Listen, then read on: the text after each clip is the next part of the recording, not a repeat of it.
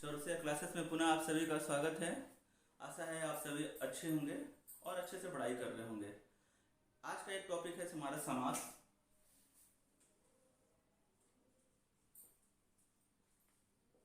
समास समास के कुल मिला के 6 भेद होते हैं। कौन कौन सा, आइए उसे हम देखते हैं।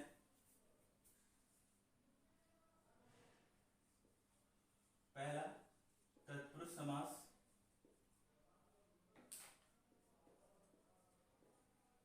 दूसरा द्वंद्व समास, तीसरा द्विगु समास,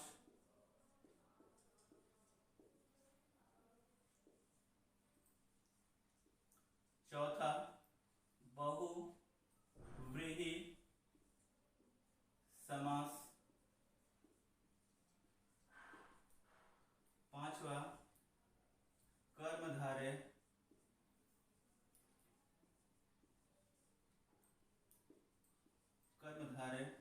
समास, छठा है अव्ययी भाव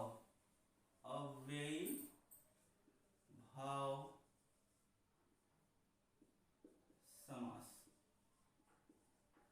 समास के 6 भेद होते हैं: तत्पुरुष, द्वंद्व, द्विगु, बहुव्रीहि, कर्मधारय, अव्ययी भाव समास। समास समास का अर्थ होता है संक्षिप्त करना या संक्षेपण। समास का अर्थ होगा संक्षिप्त करना,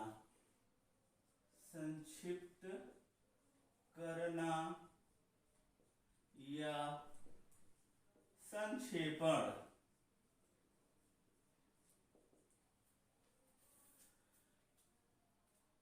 इसमें 2 ही पद होते हैं, एक पूर्व पद होता है, एक दूसरा उत्तर पद। समास में 2 पद होते हैं, पहला पद और ये हमारा दूसरा पद। पहले पद को हम लोग पूर्व पद बोलते हैं, पूर्व पद। दूसरा हमारा क्या है, उत्तर पद। 2 ही पद होते हैं, एक पूर्व पद हुआ, दूसरा हमारा उत्तर पद। समास का संक्षिप्त करना या संक्षेपण करना होता है। तत्पुरुष समास को हम लोग देखेंगे। पहला समास हमारा तत्पुरुष समास, इसका दूसरा पद प्रधान होता है, जिसे हम लेते हैं राजा का पुत्र, राजपुत्र, गंगा जल, गंगा का जल, तुलसीकृत, तुलसी द्वारा कृत। समस्त पद में कारक चिन्ह का इसका लोप होता है। तत्पुरुष समास, इस समास का दूसरा पद प्रधान होता है। कौन सा पद? दूसरा पद प्रधान होता है। जैसे राजपुत्र, राजा का पुत्र, गंगा जल, गंगा का जल। इसके भी कई भाग होते हैं, जैसे कर्म, करण, संप्रदान, अपादान। कर्ता, कर्म, करण, संप्रदान, अपादान, संबंध, अधिकरण। 1 2 3 4 5 6। कर्म, करण, संप्रदान, अपादान, संबंध और अधिकरण हमारा हुआ। पहले को हम नहीं लेंगे, यहां से शुरुआत करते हैं। कर्म कैसे क्या है?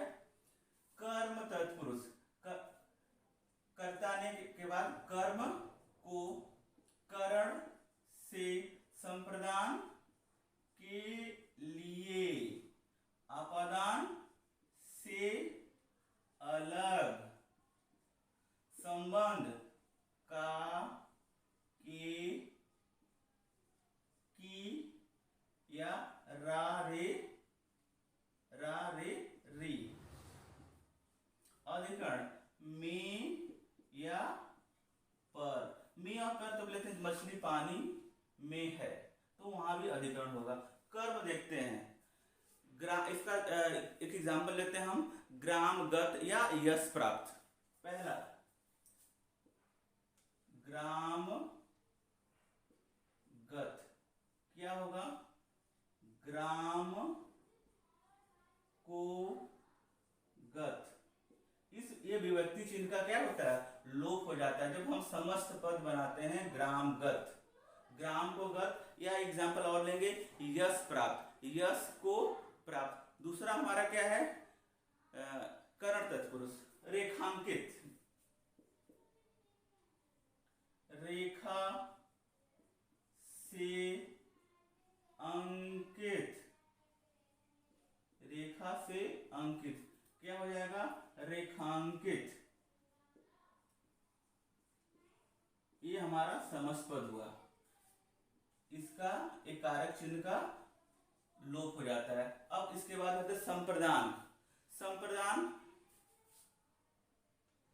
करण हुआ हमारा, करण के बाद हम लेंगे संप्रदान, परीक्षा केंद्र, परीक्षा के लिए केंद्र क्या होगा, परीक्षा केंद्र, परीक्षा केंद्र। संप्रदान, संप्रदान अर्थात के लिए, इसका कारक चिन्ह है के लिए। संप्रदान के बाद है अपादान। अपादान मतलब से अलग। एक एग्जांपल लेंगे, पथ से भ्रष्ट क्या बनेगा, पथ भ्रष्ट। पथ से भ्रष्ट मतलब अलग हो गया, पथ से वो क्या हो गया, विमुख हो गया, अलग हो गया। पथ भ्रष्ट के बाद हम लेते हैं संबंध, का के की और रा रे री, गंगा जल, गंगा का जल क्या बनेगा, समस्त पद, गंगा जल। या राजा का पुत्र, राजपुत्र, ये हमारा संबंध। अंतिम बचा अधिकरण। अधिकरण का अर्थ होता है में पर, वन में वास, वन में वास क्या बना, वनवास। या एक एग्जांपल लेंगे, घुड़सवार या घोड़े पर सवार क्या बनेगा, घुड़ सवार। आधार चाहिए, एक बेस है। अधिकरण का अर्थ होता है एक बेस, वन में वास, कहां वास कर रहा है, वन में वास कर रहा है। कहां पे सवार है, घोड़े पर सवार है। या यहां पे देता मी, मछली पानी में है, उसमें क्या है, एक आधार मिलता है ना, तो वहां भी हमारा क्या होगा, अधिकरण कारक होगा। इसके बाद हमने देखा तत्पुरुष समास, कर्म, करण, संप्रदान, अपादान, संबंध और अधिकरण। इसके बाद हम लोग देखेंगे द्वंद्व।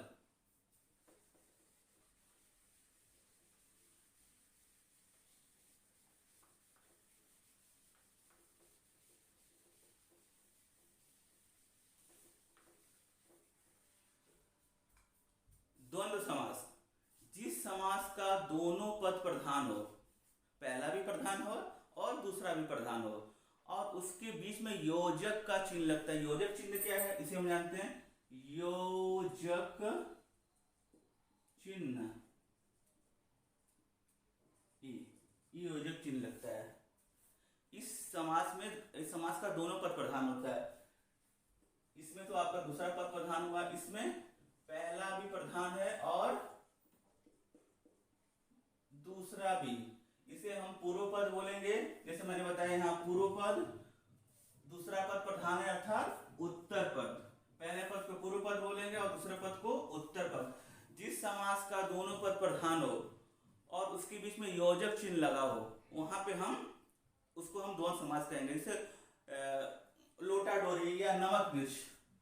एक एग्जांपल लेते हैं, लोटा और डोरी क्या बनेगा, लोटा डोरी। माता और पिता, माता, माता पिता। यहां पे योजक चिन्ह लगता है। नमक मिर्च, कहा सुनी, कपड़ा लत्ता, कपड़ा और लत्ता। कपड़ा लत्ता लेते हैं, कपड़ा और लत्ता, कपड़ा लत्ता। भाई बहन, ऊंच नीच, लक्ष्मी गणेश, सारे के सारे हम इसमें ले सकते हैं। इस समास का दोनों पद प्रधान हो, इस समास का दोनों पद प्रधान होता है। तत्पुरुष द्वंद्व द्विगु। अब द्विगु लेंगे। द्विगु क्या है? यह संख्यावाची है। तत्पुरुष द्वंद्व। अब हम लेंगे द्विगु समास। इसका पहला पद संख्यावाची होता है। इसका पहला पद क्या होगा? पहला पद संख्या, पहला पद संख्यावाची होता है। इसका पहला पद संख्यावाची होता है। कैसे देखेंगे? त्रिफला या दोपहर, तीन फलों का समाहार, त्रिफला या दोपहर।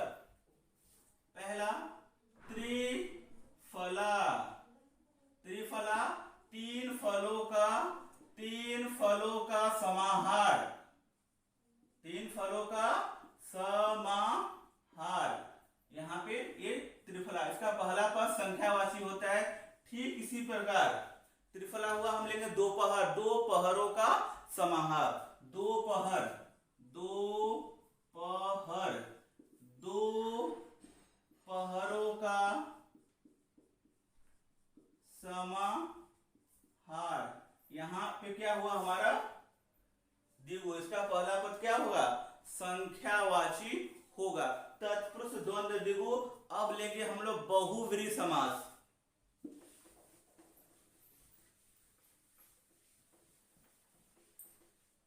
बहुव्रीहि समास।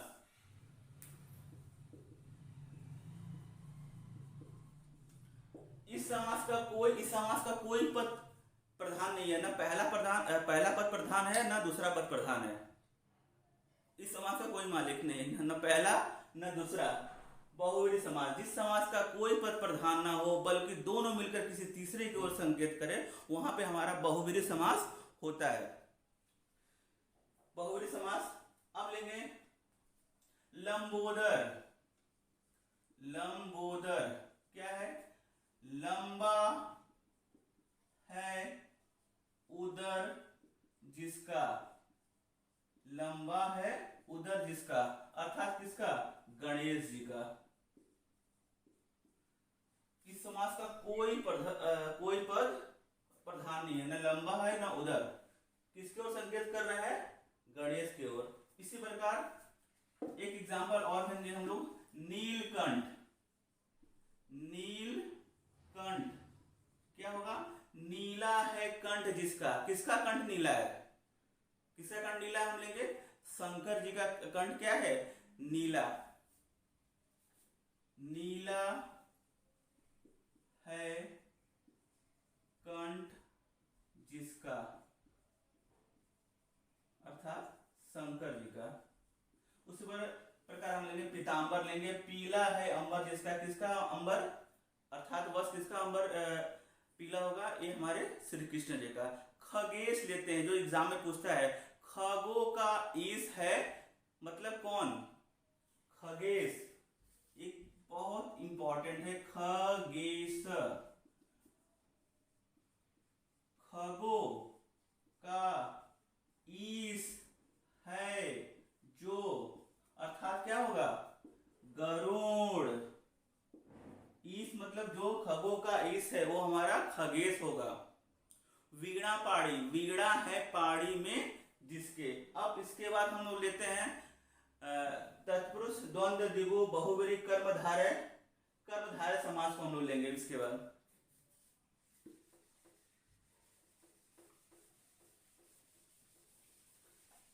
ध्यान दीजिएगा, तत्पुरुष समास का दूसरा पद प्रधान है, द्वंद्व का दोनों होते हैं, पहला और इस दूसरा दोनों पद प्रधान है। लेकिन द्विगु में पहला पद संख्यावाची होता है, इसमें कोई पद प्रधान नहीं है। कोई, इस समास में कोई पद प्रधान नहीं है, ख्याल कीजिएगा, बल्कि वो तीसरे की ओर इशारा करता है।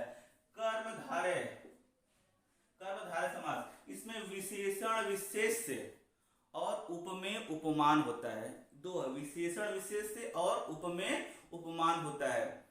कर्मधारय समास, जैसे नील कमल हम लेते हैं, इसमें क्या होता है, एक होता है विशेषण विशेषण विशेष्य या उपमेय या उपमान। पहले विशेषण विशेष्य को हम सब देखेंगे, क्या है विशेषण क्या है विशेष्य। नील कमल, नील कमल, नील कमल, इसमें नील हमारा विशेषण हो गया, विशेषण, और कमल क्या हो गया, विशेष्य। ध्यान दीजिएगा, नील कमल। उसी प्रकार महात्मा, महान है जो आत्मा, एक महान होगा हमारा विशेषण और आत्मा होगा हमारा विशेष्य। इसका सेकेंड पोर्शन है उपमेय और उपमान, जो काफी इंपॉर्टेंट है। जिसकी उपमा दी जाए अर्थात जिसका वर्णन हो।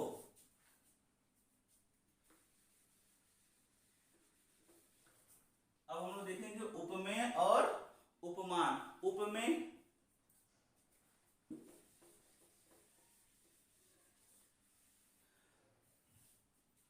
कर्मधारय विशेषण विशेष से। अब हम लोग देखेंगे उपमेय और उपमान, जिसकी उपमा दी जाए अर्थात वर्णन हो, वर्णन हो। उपमेय, उपमेय, और दूसरा होगा हमारा उपमान। क्या है उपमेय और क्या है उपमान। उपमेय, पहला जिसकी उपमा दी जाती है, अर्थात जिसकी उपमा देंगे, पहले उपमा देंगे, या जिसका क्या होगा, वर्णन होगा। जिसकी उपमा देंगे या जिसका वर्णन होगा। और एक चीज है, ये क्या होता है, प्रस्तुत होता है। ये क्या होगा, प्रस्तुत होगा। और उपमान में क्या होगा, उस प्रसिद्ध वस्तु या प्राणी जिससे उपमेय की तुलना की जाए। और यह क्या होता है, ये अप्रस्तुत होता है, अप्रस्तुत। ख्याल कीजिएगा, ये प्रस्तुत है या अप्रस्तुत है। उपमेय और उपमान में वह प्रसिद्ध वस्तु या प्राणी जिसमें उपमेय की तुलना की जाए, उसे हम उपमान कहेंगे या अप्रस्तुत होता है। एग्जाम्पल के द्वारा हम लोग समझेंगे। क्या है, कर्मधारय समास। चंद्रमुख, पहला एग्जाम्पल ले रहे हैं हम लोग। चंद्र, पहला चंद्रमुख, चंद्रमुख, इसमें क्या विशेषण है क्या विशेष्य है। चंद्रमुख, उपमान और उपमेय को हम लोग अलग करेंगे। इसमें चंद्र, चंद्र हमारा क्या हो जाएगा, चंद्र हमारा उपमान होगा, उपमान, क्योंकि यह अप्रस्तुत है। यह हमारा चंद्रमुख उपमान है, और मुख क्या होगा, ये प्रस्तुत है। मुख क्या है, प्रस्तुत है। ये हमारा उपमेय हो जाएगा, उपमेय। मुख प्रस्तुत है, चंद्र अप्रस्तुत है, अप्रस्तुत है। उसी प्रकार चरण कमल। अब हम देखेंगे सेकेंड, चरण कमल। अरे भाई, चरण तो दिख रहा है, चरण क्या है, प्रस्तुत है, लेकिन कमल कहीं होगा, कहीं और होगा। तो चरण हमारा क्या हो जाएगा, उपमेय हो गया, उपमेय। और कमल क्या हो जाएगा, कमल कहीं होगा, कमल हमारा उपमान हो जाएगा। कमल हमारा क्या हो जाएगा, उपमान, उपमान। ध्यान दीजिएगा, जो प्रस्तुत है वह उपमेय है, जो अप्रस्तुत है वह उपमान है। चरण कमल, चरण तो हमारे सामने दिख रहा है, चरण क्या है, कमल के समान है। किसी ऋषि का चरण हम देखें तो कहने के लिए हम बात हुआ, चरण क्या है, कमल के समान है, तो चरण उपमेय हुआ और कमल क्या हो गया, कमल कहीं होगा, वो हमारा उपमान हुआ। हरिपद कोमल कमल से, हरिपद, हरिपद तो मुझे दिख रहा है, हरिपद कैसा है, हरिपद हमारा उपमेय होगा, हरि का पद मुझे दिख रहा है, हरिपद कैसा है, कोमल कमल, कमल क्या हो जाएगा, हमारा उपमान हो जाएगा, क्योंकि उपमान अप्रस्तुत है। अंतिम बचा हमारा अव्ययी भाव समास, अव्ययी भाव समास।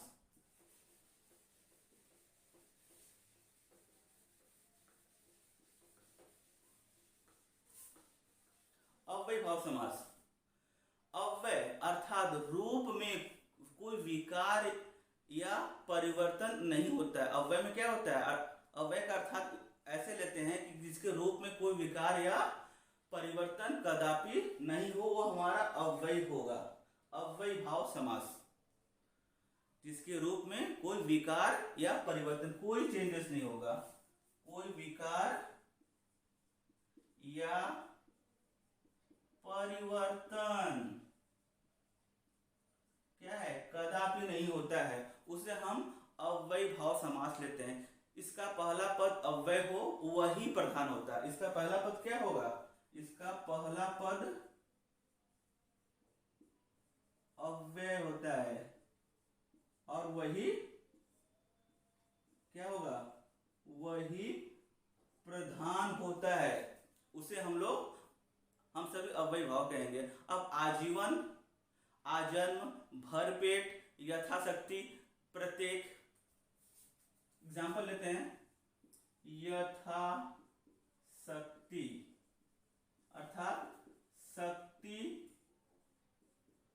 के अनुसार, इसका पहला पद अव्यय है, ये चेंज नहीं होता है। सेकेंड भरपेट, भर पेट, पेट भर, अव्यय अर्थात जिसका रूप में कोई परिवर्तन या विकार नहीं होगा, विकार या परिवर्तन नहीं होता है। एक एग्जांपल और लेंगे अव्ययी भाव का, आजीवन, आजीवन क्या होगा, जीवन भर, जीवन क्या होगा, जीवन भर। ध्यान दीजिएगा, ये हमारा अंतिम हुआ त द द बहु का कर्म अव्वल, सिंपल सा है। इसे, इस वीडियो को एक दो बार देखें, कोई भी दिक्कत हो रहा है, कहीं परेशानी हो रहा है, आप कमेंट बॉक्स में कमेंट कर सकते हैं, और डिस्क्रिप्शन में इससे संबंधित कुछ प्रश्न हैं, कुछ तथ्य हैं, उनको हम उसमें पुट करेंगे, आप अवश्य उसे देखिए। इसके बाद हम जीके जीएस का भी कुछ पैटर्न, कुछ प्रश्न आपको देते रहेंगे, उसे देखिए।